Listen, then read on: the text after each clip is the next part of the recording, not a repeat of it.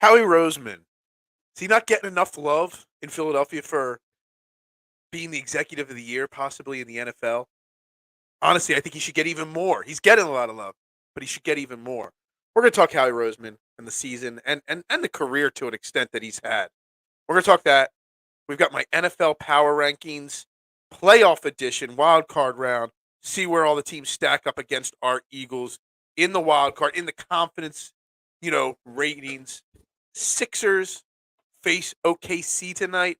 Isaiah Joe comes back to Philly. All that and more right here, trending in the AM, starts in 30 seconds.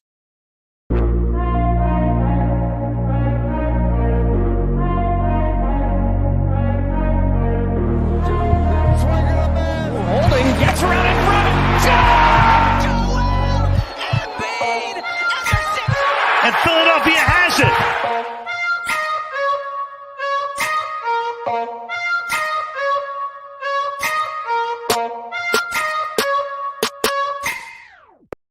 And a very good morning, everybody, and welcome to Trending in the AM on DSM Media. We're live, Facebook, Twitter, Twitch, YouTube. You know the drill. Like, share, retweet, follow on all social media platforms. Make sure you do me that favor. Hit that like button, that subscribe button, and turn those notifications on the DSM Media YouTube page, the best place to get interactive with the show and the program. We are at 707 subscribers, so we are now on our trek to 800. That's the next goal. The first goal was 700. Now the new goal is 800. So help us get there. I greatly appreciate it. I am your host, Phil Stifel, as always, every morning here on Training the AM. Again, only place you go for passionate, fun conversation about our Philadelphia sports teams and whatever's trending in sports right now, because obviously we're going to cover today, tomorrow, some national football news and conversations as we get set for the wild card round of the playoffs, which the Eagles are on bye for. So, yesterday, today, actually for a little while now, been thinking of that conversation. So like I said, today we are talking Eagles. We are talking NFL Executive of the Year, Howie Roseman. He's getting a lot of credit. Is he getting enough credit for what he's done? And not just this year, in his career. We're going to talk the power rankings of the NFL playoffs, and we're going to talk Sixers OKC preview for tonight, plus whatever else comes up in the comments section, some other topics, whatever happens here. But Howie Roseman.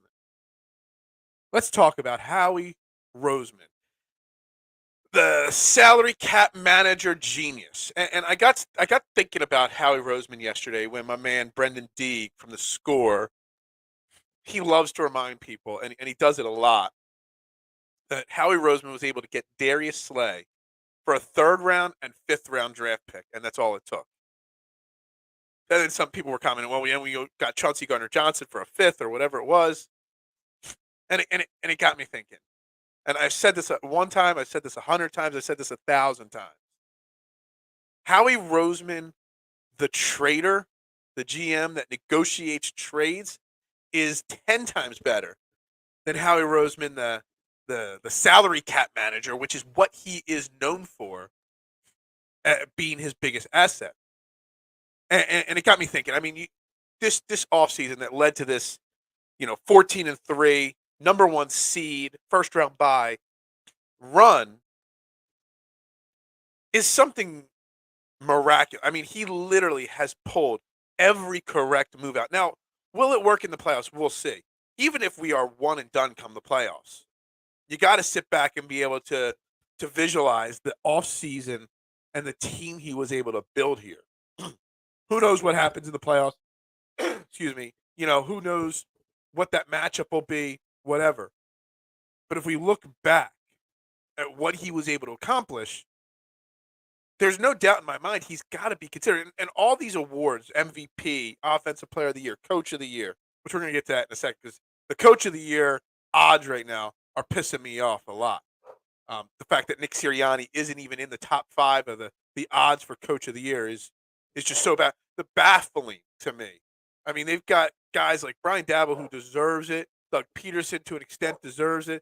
I saw Dan Campbell on there. I saw Lovie Smith is third favorite odds to win Coach of the Year on most bookie sites. What the hell is wrong with that? Nick Sirianni can't get better odds than Lovie Smith? Sorry, I'm going off on Coach of the year. But anyway, I was looking for odds. I can't even find odds for executive of the year. I guess it's not a bettable thing. I'm sure there's some bookie out there somewhere that's got it. But you got to think Howie Roseman would be at the top or near the top. And I haven't sat down and broke down every GM's offseason and who's won what other teams have put together a season based off of their GM's work like the Eagles have. But we got to really think that the Eagles, I mean, it's not just this past offseason. It's the last 5-10 years of off seasons. I mean, Ruben Frank had a great article about like the comparison the offseason of 17 to this year, and it is a lot of similarities there.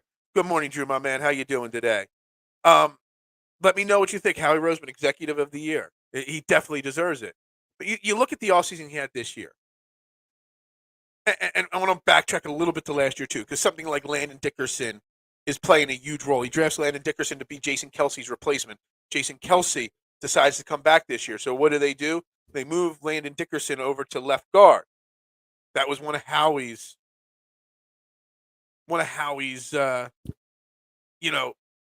draft picks right there. Moving him to left guard, and he becomes an all-pro, Pro Bowl left guard. He was drafted to be the center of the future. Now we have Cam Jurgens waiting in the wings. You're able to go out and get Chauncey Gardner-Johnson to solidify the back end. James Bradbury on a 1-year deal. James Bradbury is going to get a 4-year deal, 5-year deal worth $15, $20 million a year after this season. Renegotiating the way he handled the Fletcher Cox contract, to get him in here at a cheaper 1-year deal versus that monstrosity of a contract he had. So everyone always talks about his cap management skills, and he kicks the money down the line. He was able to kick the money down the line and then renegotiate it again to make it work. Going out and making that trade for A.J. Brown. I often think, what was a more, obviously the A.J. Brown, the wide receiver, it's the flashier diva position. But what trade was better? A.J. Brown or the Chauncey Gardner-Johnson? Because when you think about it, we gave up a lot for A.J. Brown, and we paid him a lot of money. But we got Chauncey Gardner-Johnson for next to nothing. Both had huge implications on this season. But both were kind of in different spectrums, too, because, the flashier position, the more diva position, but they're both amazing trades. Going out and convincing Hassan Reddick, who, again, there's another guy that's getting no love for Defensive Player of the Year. First or second in almost every defensive pass rushing statistic. Sacks, forced fumbles, quarterback hits, and that's with him dropping into coverage 7,000 times a game. And you get him for a 3-year, I forget the exact number, it was like $55 million a year. A steal of a deal. You look at what some of the top-end pass rushers get paid. The Aaron Donalds of the world, the Bosas of the world, either of the Bosa boys. Being able to get Hassan Reddick for the deal he got, these things just keep going on and on. Having the confidence, the most underrated move this offseason that the Eagles made and Howie Roseman made was the moves they didn't make. Not trading the farm for Russell Wilson. Not going out and getting Jimmy Garoppolo or whoever else. There was like 300 quarterbacks linked to Philadelphia. And not going out and making that mistake. That in itself is a win for Howie Roseman. A coup for him to say, executive of the year, no doubt about it. Having the confidence, and I can't say that they had the confidence that Jalen Hurts was going to become an MVP caliber quarterback this year, but they were confident going. They were confident going into the season to be able to say, you're good enough. Let's see what you worked on. And then we'll figure out the rest later. I really do. Now, Howie Roseman will have a lot of work to do this offseason, but I'm not focused too much on next offseason yet. I know it's going to be one of those. Who knows? Drew, I know. There's so much to say. My mind, I've got like 90. I should have taken notes for today's show and the things I wanted to say, because in my mind I've got 75 different things I want to say, and I'm just trying to wrap my head around all the different things. But you know, I think the bottom line still remains the same. Look, I've been harsher on Howie Roseman than most. There were definitely times over the last 5, 10 years I've said fire Howie Roseman. I have. But I think it's time that we give him his just due. We might not agree with how he handled the Doug Peterson and Carson Wentz situation, but to take a team like he did after the Chip Kelly fiasco, he gets put in the back broom closet, comes back in 2016, drafts Carson Wentz, brings in Doug Peterson. In 2 years, gets that team to a Super Bowl title. That he kind of tries to keep it going, 18, 19, whatever. Then it falls apart in 2020. And then like that, 2021, Nick Sirianni, Jalen Hurts, right back to the number one seed. Now, again, I don't know if they're going to make the Super Bowl. I mean, I think they will. I hope they will. Will they? We'll find out in the next 3 to 4 weeks. But the fact that he's been able to get this team turned around again so quickly, not only is he the executive of the year this year, I think he needs to be considered in that upper echelon of one of the greatest executives of all time. The other teams that are making moves with Howie Roseman are regretting them. The Saints regret that move. Saints would have maybe, you put Chauncey Gardner-Johnson back on the Saints, they were one game away from the playoffs. Saints might make the playoffs with Chauncey Gardner-Johnson, that one move. The Tennessee Titans came down to the last game of the year for the division against our Doug Peterson-led Jaguars. You put A.J. Brown on that team, guess what? The Titans might win that division. If I'm a GM of any team in any city and I see the 215 popping up on the caller ID on my phone, I'm like, ignore easily, because I know he's just going to rob me of something because he's just so good at it. He's so good at being able to read the room, read the GM, read the other teams. Reading them. And being able to figure out what he can pluck for the least amount of value. There's another team that's see now, Drew, this one here, I don't know how much they regret signing Kyler Murray as much as not firing Cliff Kingsbury sooner. I said it after last year that Cliff Kingsbury shouldn't be in the NFL. He was not an NFL head coach. He was a college guy. Been saying that since the day he was hired. But the Murray situation, while I'm not a huge fan of Murray, the Murray situation is interesting because it's extremely linked to Philadelphia. Because Kyler Murray got that 5-year, $230 million contract or $240 million contract, and that's going to be the baseline for what Jalen Hurts gets paid this upcoming offseason. I mean, it's got to be the baseline, right? It's got to be at least close. You got that. I think he was 230 or 240. Russell Wilson got 5 years, 245. We know Lamar Jackson turned down a 5-year, $250 million contract, and that was a big mistake on his part because now he's playing himself into a franchise tag type situation with the way he's played this year and the way he's been injured for the last 6 weeks or so, and now he's been ruled out for the first round of the playoffs. So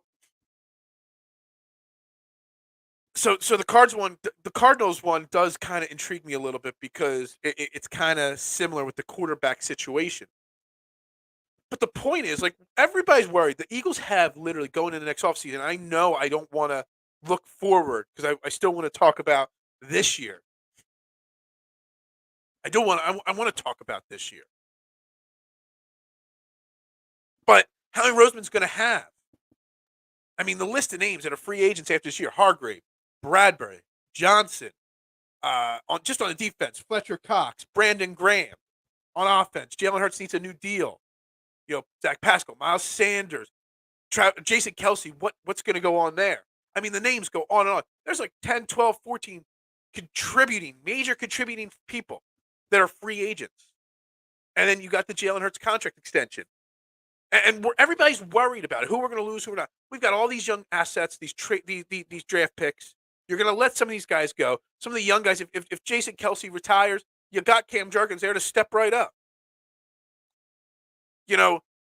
What everybody's worried about the future and all these free agents when what we really should just be worried about is the playoffs, because why don't we have faith that Howie Roseman can figure this out?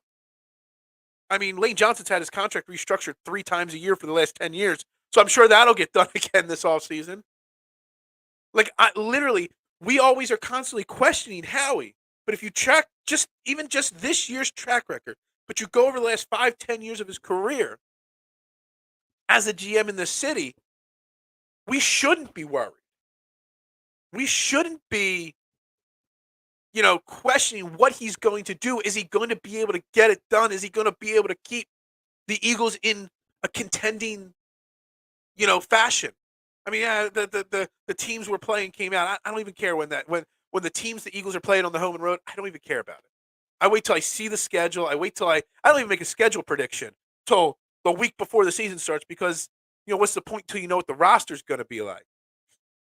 But we need to have more faith in Howie Roseman because, like I said, Howie Roseman is an amazing GM. He keeps this team in contention year in and year out. I mean, I saw the stats. I didn't write it down. And again, I should have taken notes for today because there's so much jumbled up in my head today. But the amount of times they've made the playoffs in the last 20 plus years, how many times they've won their division, how many times they've gotten the number 1 seed. I mean, it's kind of crazy to think.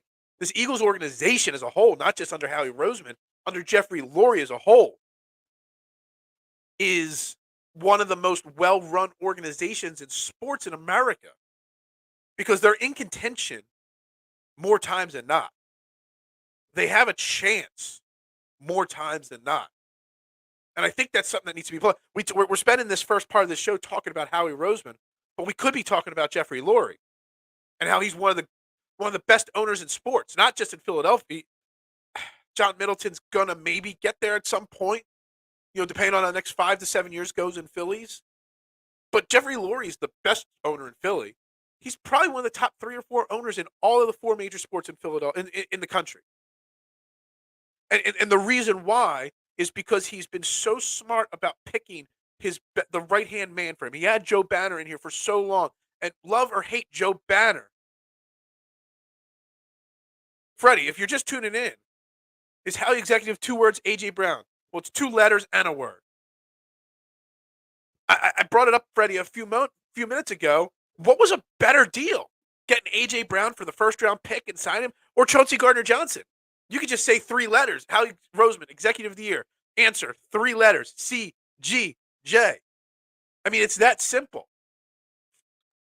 But the reason why we have this consistency in this town is because Jeffrey Lurie has put Joe Banner, now Howie Roseman, for a very long stretch of time in the position to lead this organization. And hey, sometimes you got to retool. Sometimes you got to take a step back to take 2 more steps forward.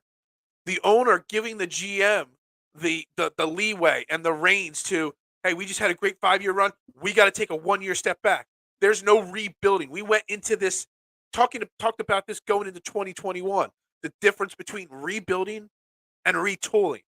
The Eagles never have to rebuild.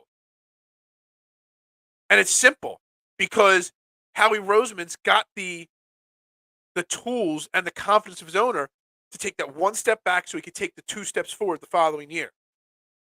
You see how bad 2020 was. And everybody watching this is a huge Eagles fan. Any other city, 2020 happens in any other city, we're rotating coaches in and out. I mean, look at Houston. They're on their 3rd coach in 3 years. There's so many teams that they keep cycling in coaches and coordinators and GMs and quarterbacks. Look at Washington. One of the trade ranks of an organization.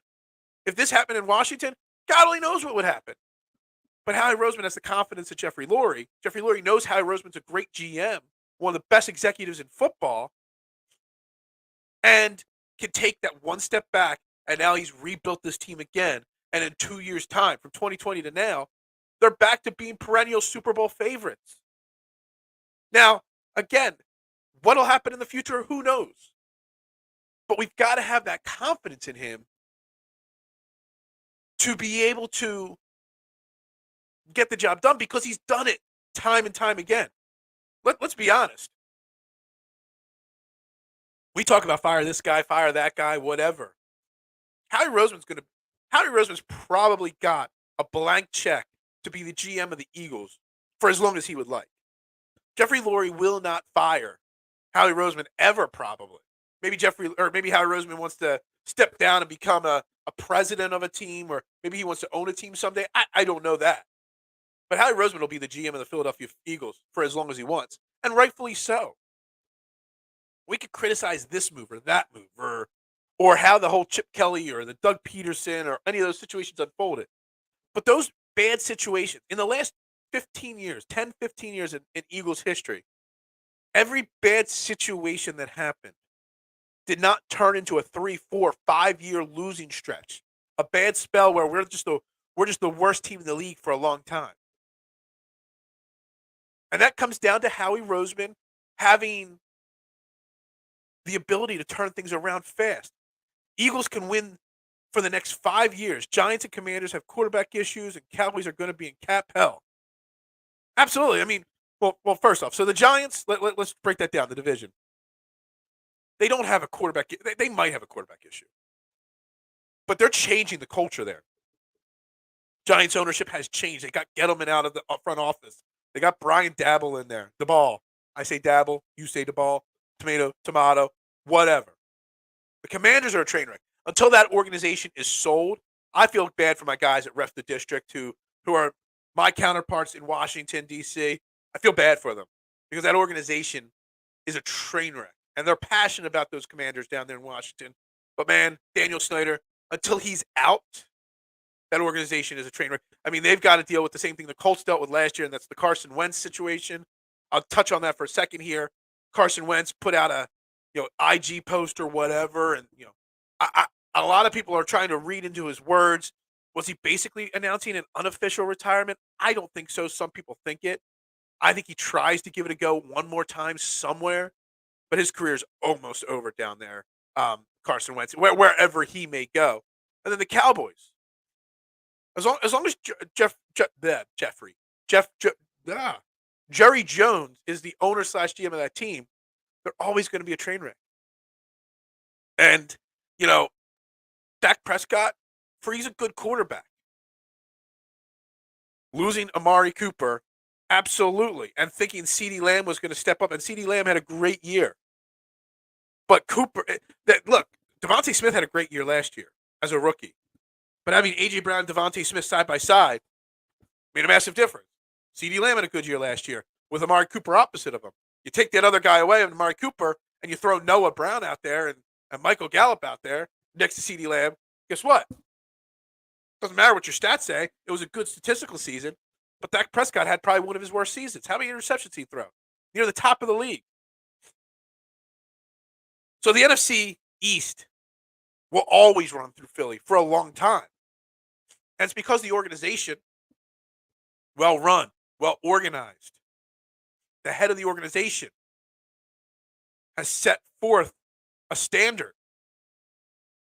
The GM has the confidence of the ownership to do what's necessary. He's got to take that step back. I think it's really important to understand that GMs, that the most successful GMs, have confidence and have long-term plans with the ownership that, hey, we might have a bump in the road every 5 years or 7 years, but for the most part, we're going to be winning long-term. I'm guessing that means Dak had 17 interceptions. That's fine. I mean, it stinks. Cowboys haven't been jacked since the salary cap became a thing. Once Jerry Jones wasn't able to give Deion Sanders $35 million. Yeah, I mean, that's fine. Cowboys are still a threat year in and year out because Jerry Jones is always going to do whatever it takes to bring in big star players in Dallas. It's the fact that come crunch time, some of those moves just don't work out. They'll have a very good winning record most years. I still don't buy Mike McCarthy. I know there's a lot of rumors that Sean Payton, with a lot of teams out there, Arizona, some other places, I still think Sean Payton goes to Dallas at some point here as a coach, which that would concern me a little bit. If anybody's going to unlock Dak Prescott's full potential, it might be someone like Sean Payton. But it doesn't concern me because even if they beat us 1 year, even if they take over the division crown 1 year, it's not like Jeffrey Lurie is going to panic. Fire Howie Roseman. Fire Nick Sirianni. Cut Jalen Hurts. Do this. Do that. No. And that's the sign of a good organization when they don't panic. And Howie Roseman never panics. Our run defense this year was atrocious for a stretch. And what's he do? He doesn't panic. He goes out. He scans the waiver wire. He scans the free agent wire. And he goes and plucks Ndamukong Suh and Linville Joseph off their couches. And they instantly make an impact, and all of a sudden our run defense is much better. No panic.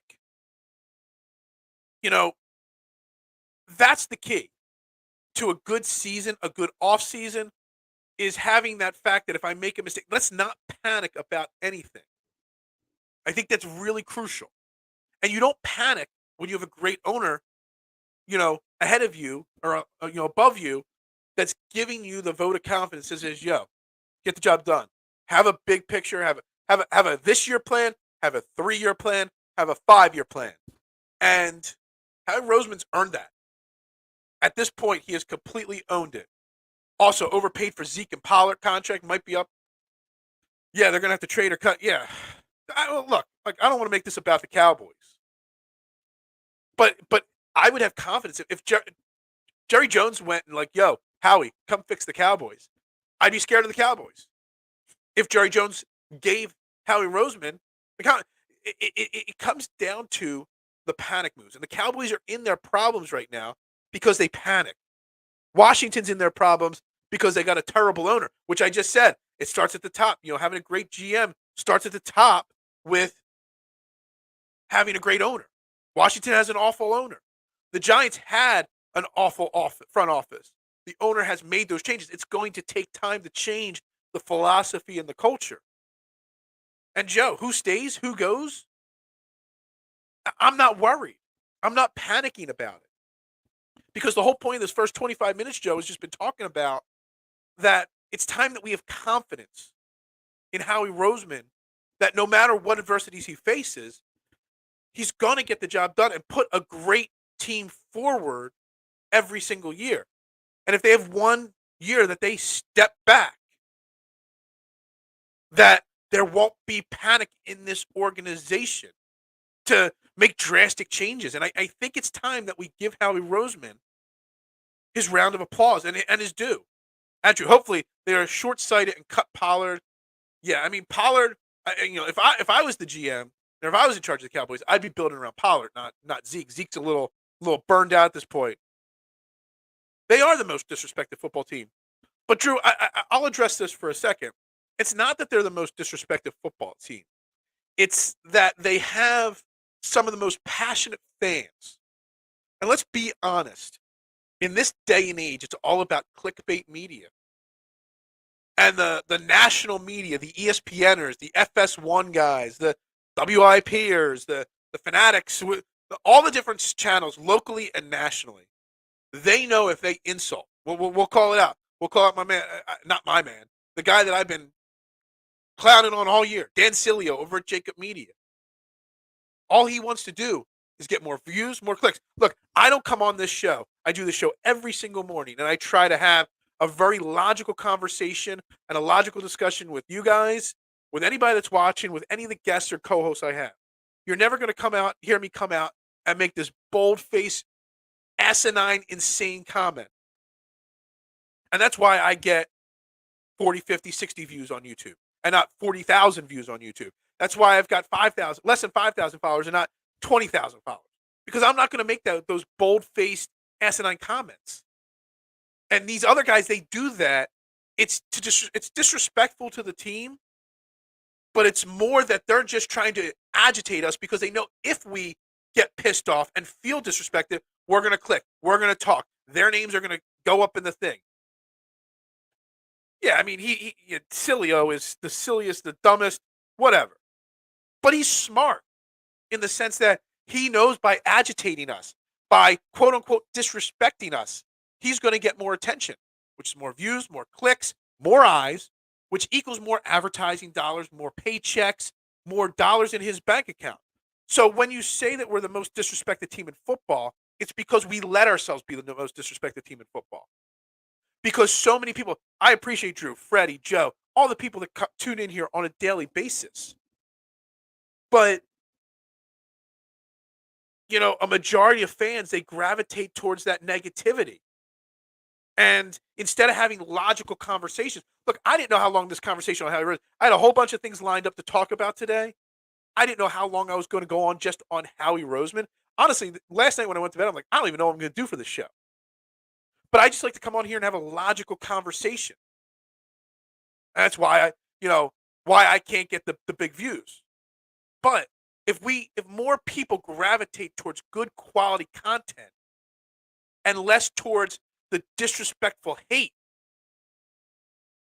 then maybe some of those people, the Dan Cilios of the world, the Skip Baylesses of the world, if you want to go nationally, they might fade away into the sunset. And I don't care if you come watch me. There's a dozen great content creators in Philadelphia that deserve the eyes and ears. And it all goes back to, I appreciate it. And I appreciate you tuning in, Freddie. I really, truly, everybody that tunes into this show, regularly, once a week, whatever it may be, I appreciate it so much. But it comes down to, if we stop letting them disrespect us, by stop giving them the eyes, then we won't be the most disrespected team in football anymore. We won't be the most disrespected city in sports in America. Gravitate towards the better people. Drew, Freddie, Joe, tell your friends, watch these content creators, even if it's not me. I know doing a morning show at 8:30, it's hard to get eyes live. People are on their way to work or just starting their day at work. I get that. Chris Sims is another one. Absolutely. Having Kelly Mond ahead of Jalen Hurts. There was one reason why Chris Sims put Jalen Hurts outside of his top 40 going into 20. I actually think I still got the picture. I may have just recently deleted. No, here it is. Here it is. Not having Jalen Hurts on this list. There's one reason you do that. The reason is you do that to get us talking, to get us pissed, which puts more and more clicks on their website. I gave it a while. Yeah. Look, yeah, I may say fire Doc Rivers anytime I talk Sixers, and I may say that in 20 minutes when we get to Sixers OKC talk. But I have a logical reason. And I also am realistic in understanding that he's not getting fired. So that's what, the difference is. I'm not saying trade Joel Embiid, which I did kind of hint at that once, but I didn't get too detailed into it. I'm not saying, you got the radio stations, running polls almost every other day. Who would you rather as your starting? Still to this point, who would you rather as your starting quarterback? It's ridiculous. It's asinine. It's stupid. But it is what it is. And I'm sorry, I'm going off on a total tangent here because, Drew, made such a great, comment here that's got me so fired up. We just got to stop letting the disrespect get to us. I think that's the best way to sum that up. If we stop letting the disrespect get to us, they'll just fade away. Let them fade away. What do we got here? These former NFL players that had the bad careers got to try to do. Yeah, Chris Sims, was he even a bad quarterback? I don't even know. I mean, he was worse than bad to an extent. Why do we even care what Chris Sims says? We know better. Why do we care what any of these guys say? Let's help pick 10 or 12 content creators. Subscribe to their channels. I always tell people, you can listen to this show and all shows that are on YouTube in your car. You don't have to see them, but you can plug it into your CarPlay into your car and just play the audio. Support the local content creators. Stop worrying. And I am just as bad as everybody else. I fall for the trap sometimes. I get offended by these disrespectful things. Look, I got disrespected when I see that Nick Sirianni's not in the top 5 in Coach of the Year voting odds. It's disrespectful. But it is what it is. I try on a daily basis. Dan Cilio, he played in football? I didn't even know he played football. Makes it even worse. It's like when Skip Bayless said that he led his high school team in scoring basketball, and then whoever was his co-host at the time went and did some research. I think it was Jalen Rose at the time, and found out that he had only played and averaged like 2 points a game in like 3 games. Guys, just turn them off. Turn on the other content. We got to take a quick pause in the action here. I got to pay a bill here. Today's show is brought to you by Gents Barber Lounge. Check out one of their 2 great locations, Fishtown and Old City, and book your appointment today. They own the craft and it shows. Rated the #1 barbershop on Yelp in the Philadelphia area. Able to handle any style cut, adult or kid. Check out this quick commercial, and we'll be right back in 15 seconds.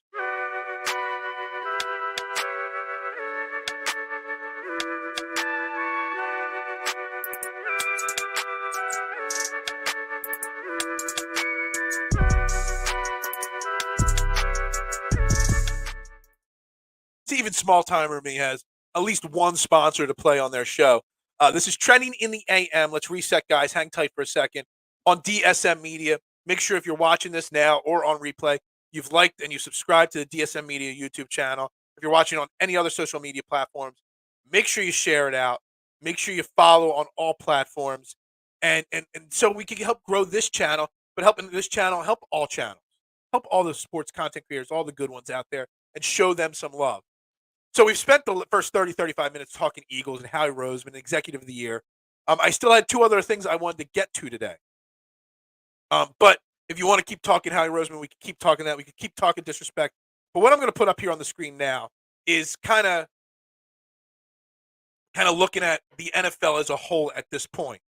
And this here is my NFL playoff power rankings list. There's 14 teams in the playoffs. This is how I've got them ranked. Let me see what screen I want to put up here. We'll go this one here. All right. This is my power rankings.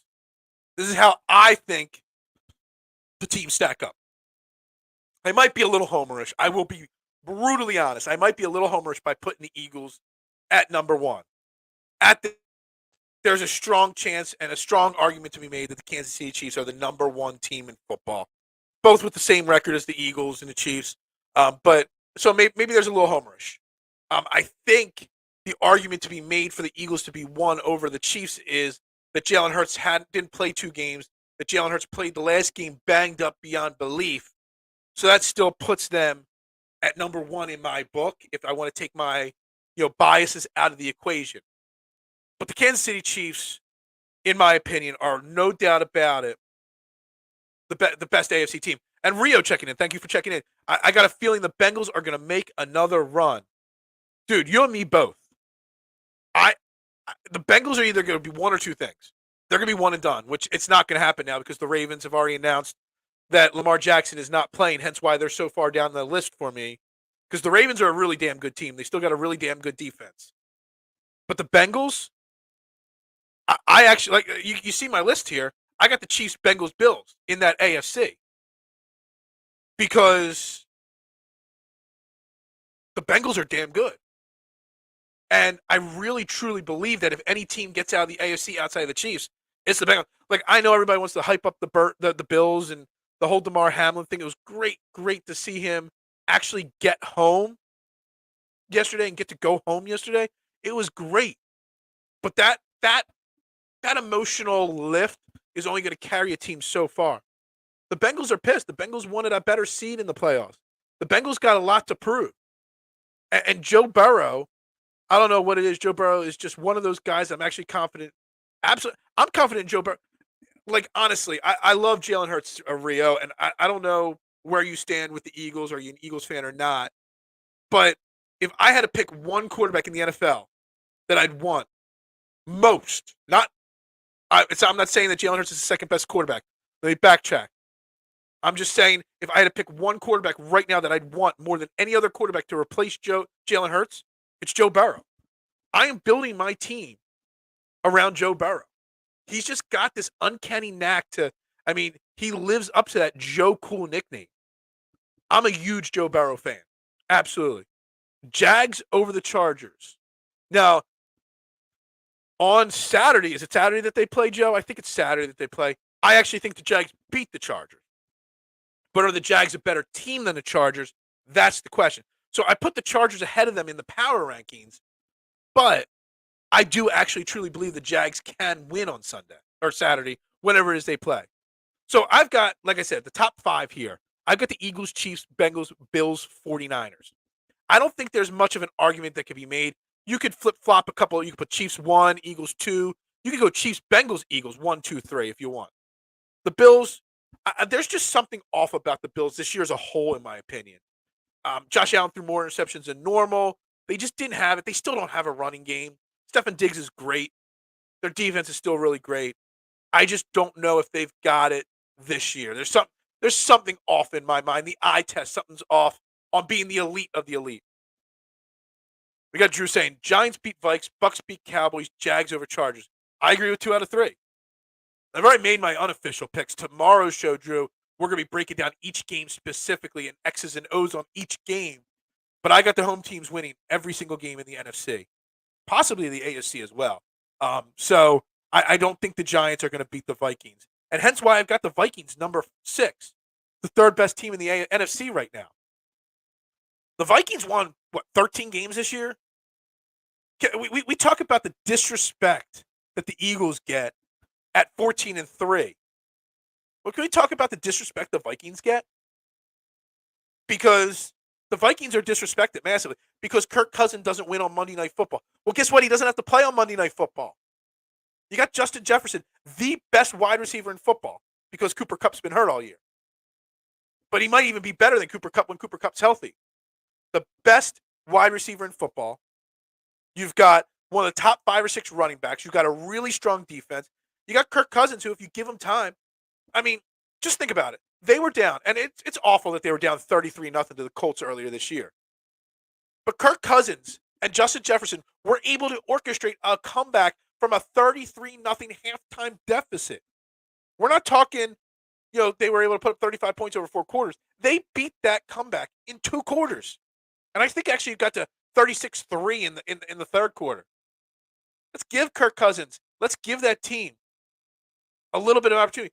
They don't have a defense to maybe beat the Eagles or the Chiefs or the 49ers, but their defense is definitely better than they're going to be able to stop Saquon Barkley and Daniel Jones. I know the Giants came close to beating them this year, but it's the playoffs. Totally different ballgame. I think the Vikings are a good enough team to win one game this playoffs. I got the Bucs at 7. Yeah, they did. And they've shown a propensity to get blown out at times. But most of the times when they're getting blown out, they find a way to come back. And I'm not trying to take anything away from the Cowboys. I just think when you win 13 games, you win 13 games. So you got to give them some respect for the amount of games that they won this year. I got the Buccaneers at number 7. I think, honestly, in the NFC, I'm most fearful of the Bucs because, in my opinion, the Bucs are going to be the first team we face. We're going to face the Buccaneers in that divisional round, in my opinion, because they're going to beat the Cowboys, and I have the Vikings beating the Giants, and I have the 49ers beating the Seahawks. So we're going to face the Buccaneers. So they're going to be our biggest test, in my opinion, because when you got Tom Brady, if you need a one and done this year in the playoffs, one and done, that's it. We're just talking about one game. And you got to pick a quarterback to lead your team for a one and done. Tell me people wouldn't want Tom Brady. Yeah, Rio.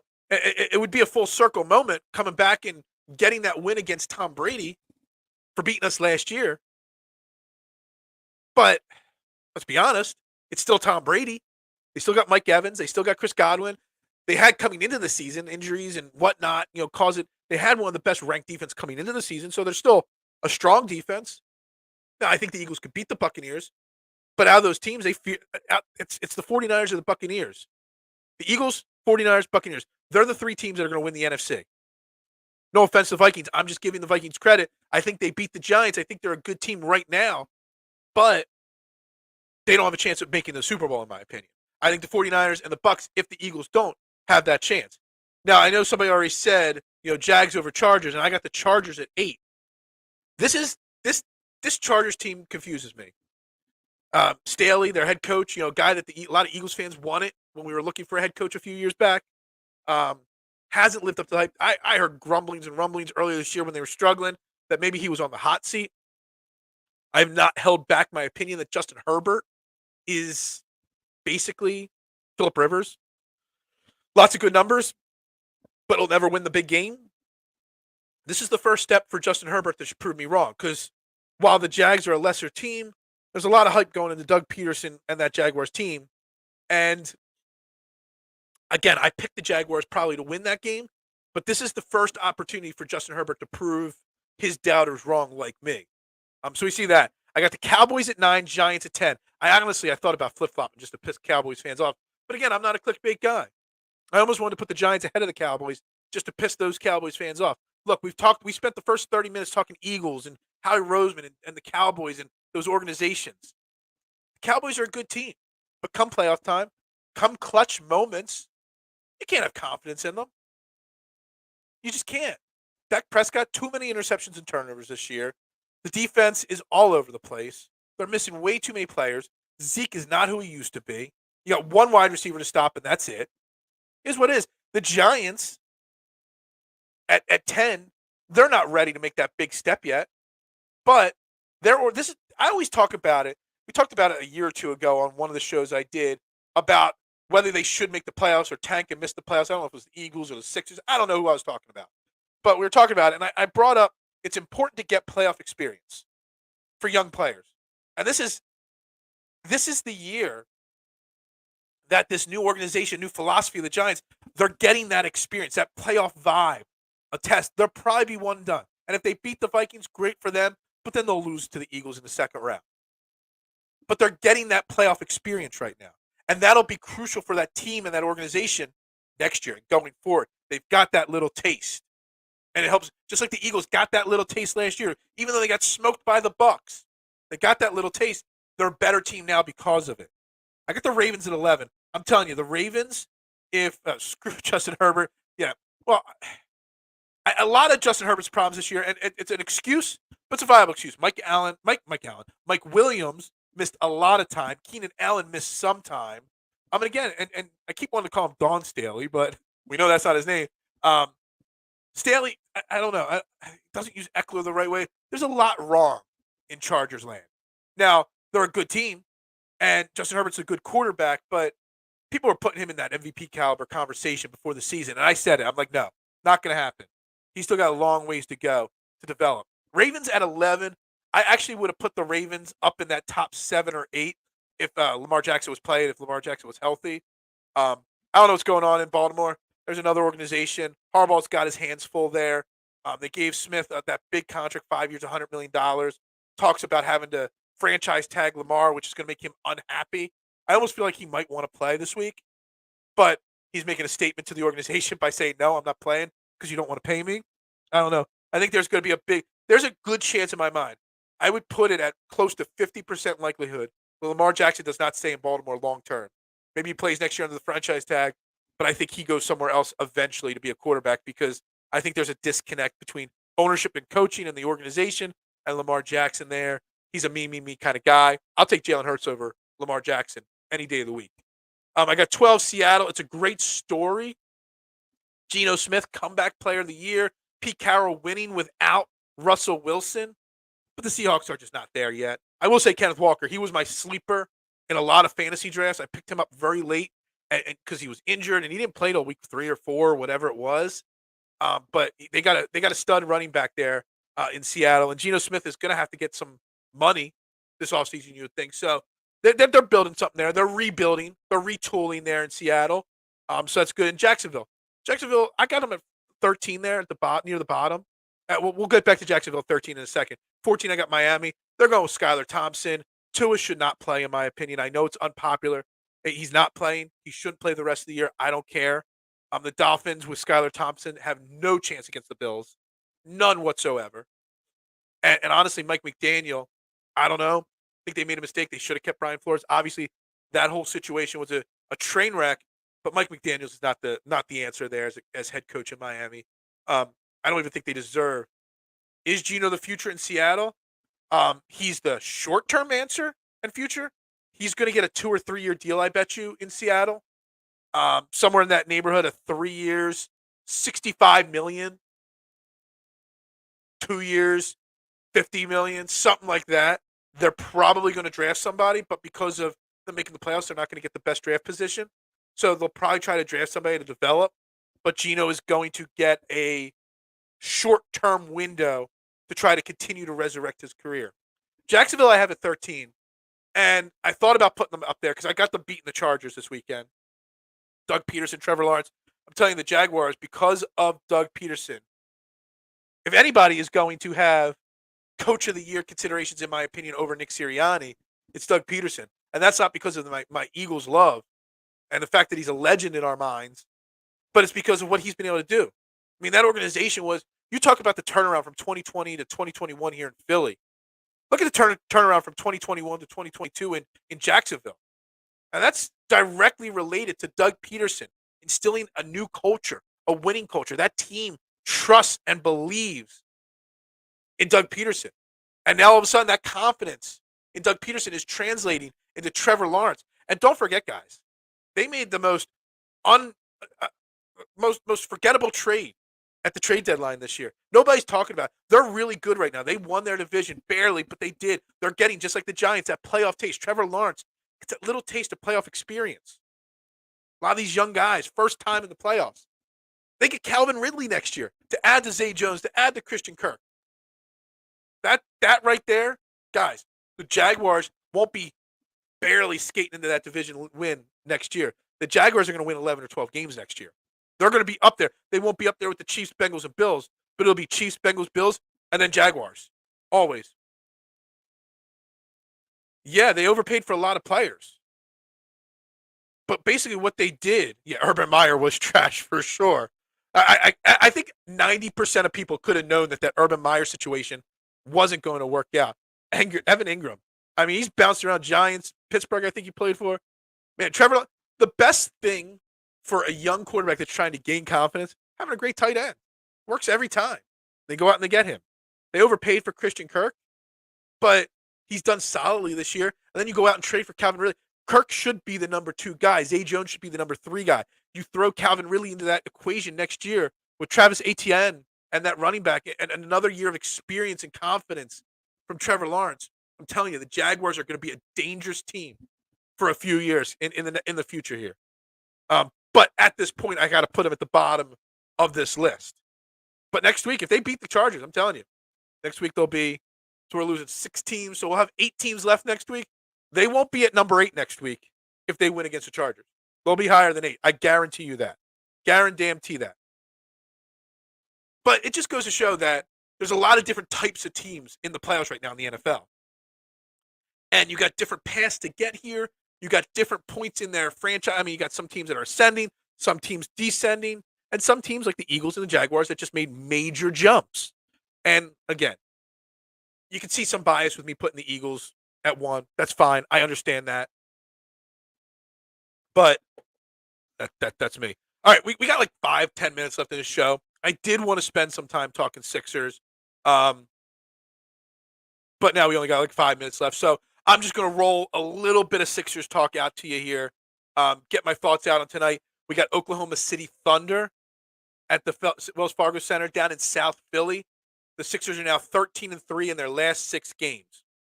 And I just want to say, this is not the old school, OKC pushover team that they used to be. They're 18-23. Doesn't sound like a great record, but they're only a game and a half out of the playoffs right now in the Western Conference. They're playing really decent basketball. Shai Gilgeous-Alexander, did I say that right? He is averaging almost 31 points a game, like 5-5 or 6-5, somewhere along there. He is averaging stealing a half a game. He is having a breakout move. I talked like 2 years ago, the Sixers should try to make a move when Thunder were still in rebuild mode. Try to find a way to get Shai in Philly. And man, I wish Morey or whoever was in charge when I made that comment found a way to make that happen. Because man, he's breaking out. So it's not a pushover game, but they are still, the Sixers, a 10-point favorite in this game because the Sixers are that damn good. 13-3 in the last 16 games. This is, to me, a very, very important statement-type win, but momentum-type win for the Sixers. Today's game is the last game. Then after today, you go out west, and you've got a 5-game West Coast trip, 2 games in L.A., Clippers and Lakers. You got Sacramento. You've got, I forget who else is on that run there. I don't have their schedule up just yet. Hold on. I've talked about it, and I forget. You got Utah, L.A., Portland, Sacramento. Very, very difficult West Coast trip. Get this win. Another win. Have that good confidence going on that plane West Coast. That helps you. You lose a tough game tonight against a team you should beat. That plane ride, that 5-hour plane ride to Utah or whatever it is, 6 hours. It's going to be a long plane ride. You don't want that. You don't want that negativity. This is a kind of game where you've got that ascending young team in OKC, you don't want them coming to your home floor and showing the world that, hey, we just took out the Sixers. Sixers are down in the 4th spot in the Eastern Conference. Keep building that momentum. We keep talking about it on this show, stacking winning streaks. Not stacking, good performances. Stacking winning streaks. They won 8, they lost 1 or 2, they won 3, they lost 1. Now they've got a chance at winning, 3 or 4 in a row. This would be their 3rd win in a row. So 8 wins, 2 losses, 3 wins, 1 loss. This would be 3 wins in a row. Stacking winning streaks. It's extremely important to build that confidence, to build up this team a little bit more. And it's very important today. The other fun thing tonight, and I got to pull it up first. Let me pull up their stats. This game kind of brings up, I got into it. I can't get into the details because there's not enough time left in the show. This is why this show could go 2 hours sometimes. It really could. If I didn't have to worry about getting to the pizza shop, the show could go 2 hours some days. Today's one of them because we could have kept that football talk going longer, but I had to get a little bit of Sixers talk in here before the game tonight, and we'll recap the game tomorrow as we break down the NFL and all. Last night, or yesterday, got into it with a bunch of people because everyone's upset that Jaden Springer isn't getting minutes and this and that. Guys, he had 9 minutes of good basketball in mop-up duty against a mop-up duty team because the Pistons were to their back end of their back. It wasn't even like they were playing the starters of the Pistons who aren't that good, the back-end guys of the Pistons. So pump the brakes on him. And the same thing is happening because this OKC team's got one former Sixer on it. Well, it's got multiple former Sixers, but one specifically in Isaiah Joe. And everybody loves Isaiah Joe. Why isn't Doc Rivers playing Isaiah Joe? Oh, this and that about Isaiah Joe. Guys, Isaiah Joe, what he was?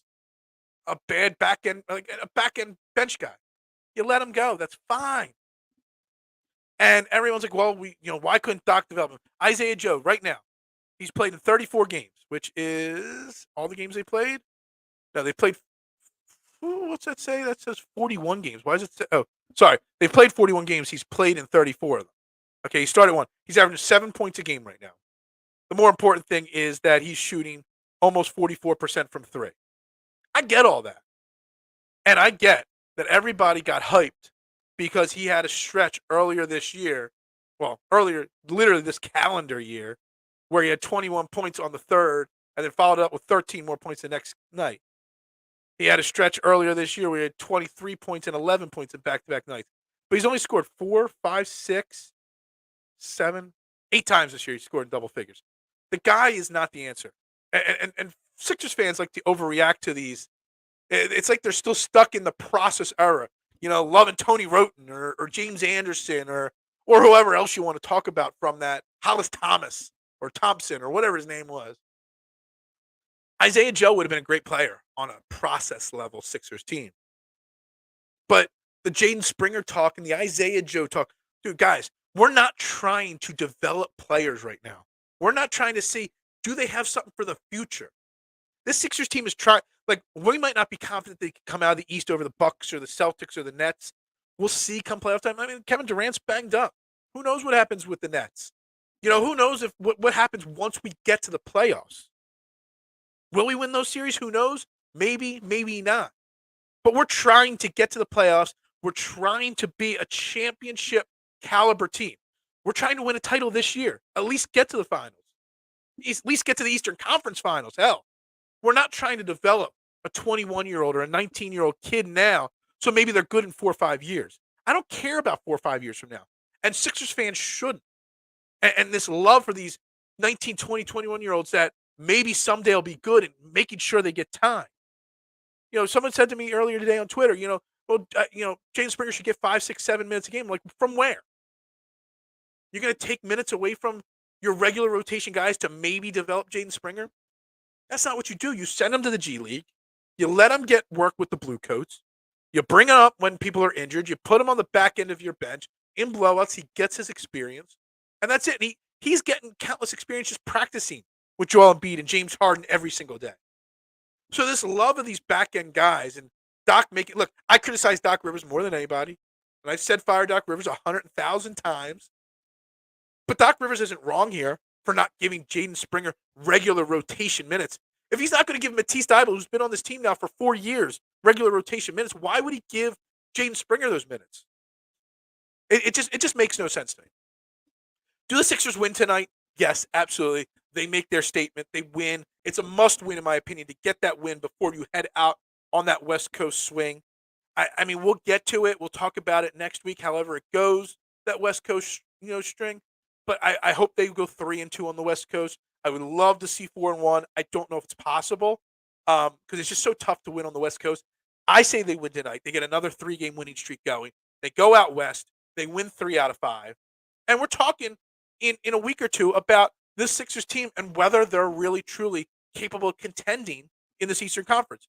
And they're slowly turning me in that favor. That positivity is slowly coming back. But anyway, I want to thank everybody for tuning in today. This has been a fantastic show. A lot of great comments, a lot of great interaction with you guys. I greatly appreciate it. Make sure if you're watching on replay, you hit the like button, you hit the subscribe button on the YouTube page. Drop your comments on the replays. It's okay. I will read all comments. Anybody that follows me knows I am the most interactive guy out there. I will interact and have a conversation. Not hot takes, not bold takes, not crazy asinine comments. I will have conversations with each and every one of you. It's what I pride myself on. Okay? Being that guy that will have that conversation. So make sure you shoot me a follow on Twitter at Beard and Knowledge. And again, subscribe to that YouTube channel. I'd greatly appreciate it. I don't know if we gained any new subscribers during this show.